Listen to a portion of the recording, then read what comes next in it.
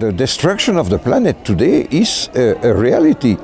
And of course there are people who are doing it. Putting the world at risk, killing people, destroying habitat, destroying environment, are crimes. They definitely are crimes. Va a faltar alimentos, va a haber sequías, se van a secar ríos, va a haber inundaciones. We have to take care of Mother Earth, because on that way we will take care of ourselves, our future, and of our children.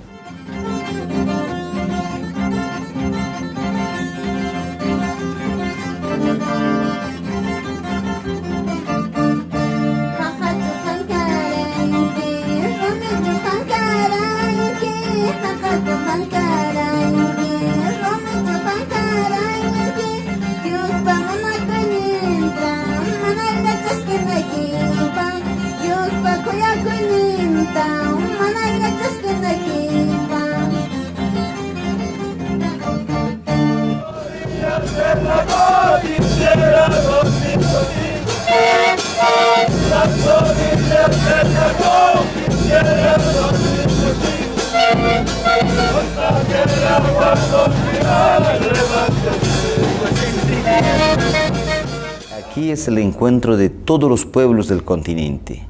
En otros espacios, en otros COP, solo se juntan los gobiernos y los grandes poderosos del país. Aquí está la población de todo el mundo, pero que representa el sentir del pueblo. The main problem is that the Western countries see nature as separate from human beings. We see it as a holistic process. We have Pachamama, our Mother Earth, and we are only one with the Mother Earth. We are not different. We're part of Mother Earth. And of course, if you do harm to Mother Earth, you are harming yourself.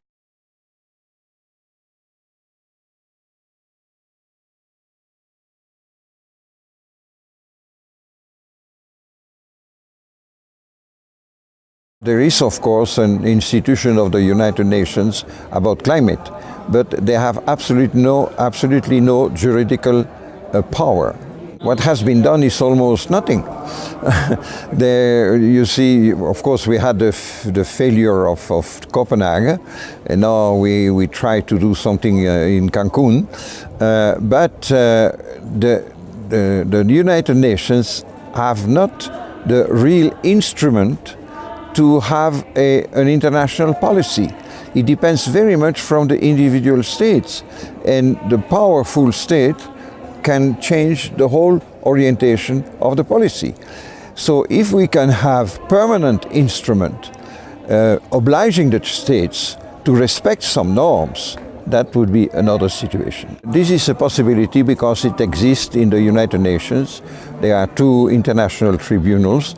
There are some other tribunals which are specific, for example, for Rwanda about genocide, etc.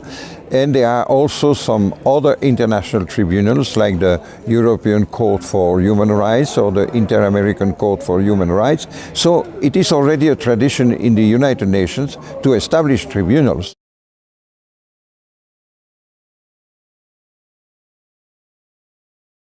If somebody sets fire to a forest, they're prosecuted. If somebody burns a forest and someone dies as a result of that fire, they're prosecuted for murder. In Bhopal and other environmental disasters, that never came about. They never put the criminals in jail. It's not just a matter of punishing the guilty, but it's demonstrating to those potentially guilty that crime doesn't pay and that they can go to jail. Criminals go to jail, and the more gigantic the crime, the more jail time they should get. These are billion-dollar profit corporations. So they can act with impunity and pay the fine whenever they get caught. Whenever there's a political will of a state, a country, a government to prosecute them for their crime, they get off with a fine. And the whole purpose of tribunals, whether they be petty theft or Bhopal, India, is to keep them from doing those things, is to say, if you do these things, you will go to jail. There are boards of directors that make the decisions to go do these things. There are managers that are responsible. We have precedents to put these guys in jail, but it takes the state, it takes a political will to prosecute criminals, and there is no political will to prosecute criminals in that context today.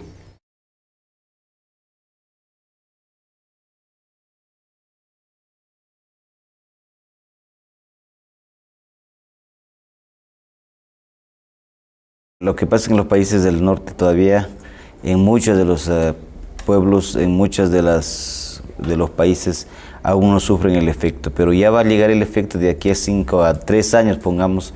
Muchos países van a estar desesperados por lo que la tierra responde a ellos. Entonces, ahí para ya arreglar, remediar sería muy tarde. Por eso es que estamos empujando desde ahora para que los países respeten a la madre tierra.